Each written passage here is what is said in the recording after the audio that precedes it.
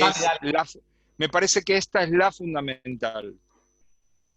Sí, exacto, ¿Por qué tienes toda hace la a razón. esto? ¿Qué hace que tanto me convoquen? Porque si yo dije que este es el nombre, que no es el nombre, Tal cual, y dale, entonces dale, estoy dale por aclarando, ahí. porque digo, eh, yo lo que iba a estudiar era economía política. Terminé estudiando economía porque como era uno de los dirigentes principales de esa lucha, no podía abandonarla en la mitad, no me podía ir a estudiar antropología y que se queden con esa vaina. Me tuve que quedar y me gradué de licenciado en economía, que me da vergüenza. Eh, pero en lo que estuve, cuando me exilié estando en Venezuela, en lo que pude, en Venezuela no había todavía ciencias sociales, aunque mi tutor fue un antropólogo, mi tesis fue en antropología, etcétera, etcétera. Voy ahora entonces con esto a la pregunta propiamente dicha, porque yo creo que es desde ahí que la podemos entender, porque mi trayectoria no es única, no es única, es una trayectoria común en América Latina. Claro. El asunto era hacer, es decir, volvemos nuevamente, nunca había estado tan marxista en 60 años, en 70, perdón. Eh, Volvemos a aquello de los filósofos han ensayado muchas maneras de interpretar el mundo y de lo que se trata no es de interpretarlo, sino de cambiarlo. Entonces eso es lo que a mí me movía y lo que en general mueve, y sobre todo movía en aquel momento, a buena parte de la intelectualidad latinoamericana, a eso que Eduardo llamaba más temprano las corrientes del pensamiento crítico de pura delicadeza, para no decirme que yo era parte del mundo de los calcio de Staris. Lo que uno hacía, lo que uno hace, lo que muchos seguimos haciendo, lo que estoy seguro que hace Eduardo y muchos de ustedes, por lo poco que hablaron, procuran hacer, es producir algún tipo de intervención intelectual que contribuya a cambiar el mundo, o por lo menos a cambiar la vida de aquellos espacios donde uno tiene alguna capacidad de incidir, porque el mundo, bueno, se nos va un poco, eso es para Xi Jinping y Trump. Nosotros podemos hacer cosas más pequeñas, que pueden poner una bomba y se terminó toda esta conversación. Eh, Quiero hacer énfasis en eso, porque para mí, si bien agradezco la pregunta y agradezco la atención que le prestan a mi cuestionamiento, el tema no pasa por ahí. El tema no pasa por si 20 años después yo puedo seguir haciendo esa crítica, que puedo seguir haciéndola, pero no me parece importante hacerla porque ya la hice y por suerte hay gente que le pone atención, aunque saca sus propias conclusiones y elige caminos propios que no tienen que ver con lo que yo propongo. Ejemplo más claro, el propio Eduardo, esta maestría y la invitación a que yo hable. Es un camino distinto para situarse respecto de la interpelación que supone el hecho de que nos hayan puesto esa etiqueta. Además, creo que alguna vez lo hablamos contigo. O sea, bueno, ya nos la pusieron, ¿qué hacemos con ella?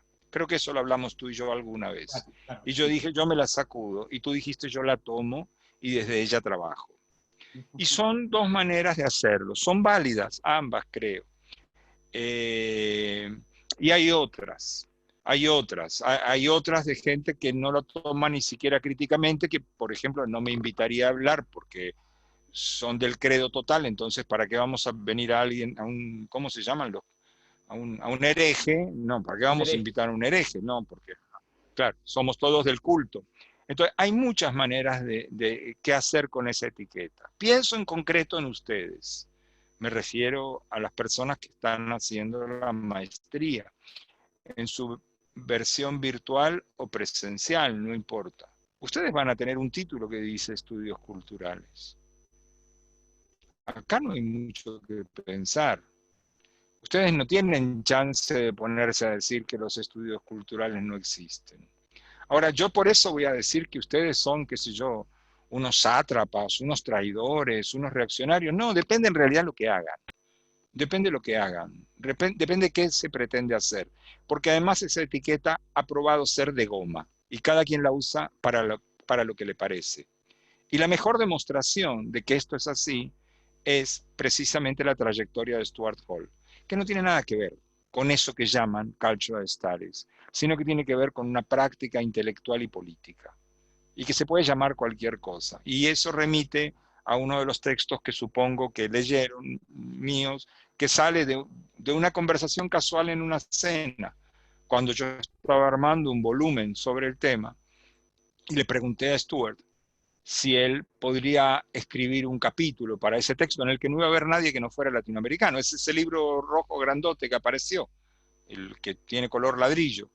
Ya lo teníamos casi en prensa, pero yo lo quería invitar a Stuart de manera excepcional. El único no residente latinoamericano, pero latinoamericano al fin, que escribe ahí es George Udice. O para el caso también Catherine Walsh, que en este caso sí es por nacimiento gringa, pero hizo toda su vida en América Latina. Serían los únicos casos como híbridos. Y claro, de Stuart podríamos decir, en última instancia, jamaiquino. En fin, yo lo invitaba. Y ese ¿Perdón? Stuart. Y ese Stuart, Claro, sí. Daniel. Es Sí, él lo que quisiera. además. Lo que quisiera. Vale. Pero es ese hecho que yo narro en más de un artículo y que Eduardo lo conoce, que Stuart dice, look, Daniel, I don't write anymore on cultural studies. I do cultural studies. Yo no escribo, mira, Daniel, yo no escribo sobre estudios culturales, yo hago cultural studies. Y entonces le pregunté qué hacía. Creo que ustedes deben haber leído ese texto mío. O ahí lo tienen entre las lecturas que le pasé para que vieran. Y le digo, bueno, pero ¿qué estás haciendo? Bueno, en inglés, what you. Y Stuart me dice, bueno, en este mismo momento estoy fuertemente involucrado en una discusión política sobre raza en Gran Bretaña que tiene consecuencias en todo el sistema educativo. Y díganme ustedes, ¿en qué se parece esa discusión de Stuart y su intervención en comisiones parlamentarias de ese parlamento? Además, que hay que tener paciencia con esos lores, ¿no? La participación de él en una discusión en última instancia sobre qué se va a enseñar sobre raza y racismo en el sistema educativo. Entonces, compañeros, agradezco la pregunta. Comprendo que tienen que hacerla. Mi respuesta es, la voy a decir primero en inglés, porque hay frases que son más divertidas en inglés y después la traduzco. I don't care. Quiero decir, no me importa, pero no lo digo de una manera arrogante, sino digo, no se preocupen por eso. No se preocupen si esa discusión es válida o no es válida, porque no tiene importancia particularmente para quienes como ustedes están metidos en lo que están metidos, van a tener un título que dice estudios culturales. Creo que no es la discusión, es como, no hace falta la discusión. El asunto es qué van a hacer con eso.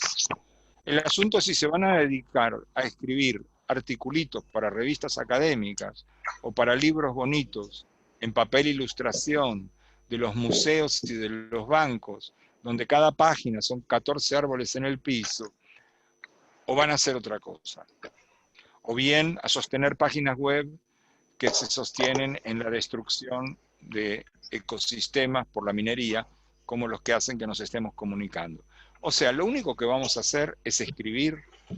Y ahí viene la frase que yo tomé de cuando intervino Evelyn, que me pareció muy interesante, porque creo que, con todo cariño y considerando que estamos hablando acá solo entre nosotros, la cosa no va por ahí. Evelyn decía, a ver si el Estado colombiano se pone las pilas en escucharnos como intelectuales que somos. No, ni el Estado colombiano, ni ningún Estado se va a poner las pilas para escucharnos como intelectuales que somos. No es el Estado el que nos va a escuchar. A nosotros, como intelectuales, entendiendo que como tales hablamos o escribimos de una cierta manera. Depende de nuestro vínculo con otros actores sociales, genéricamente, si se quiere, con eso que se llama movimientos sociales o organizaciones sociales.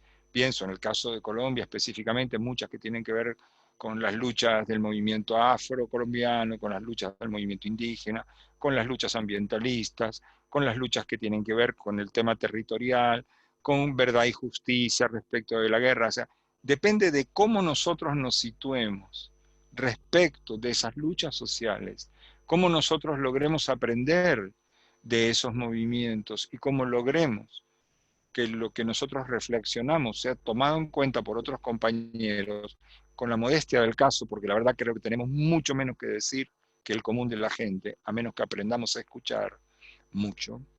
Entonces creo que es por ahí.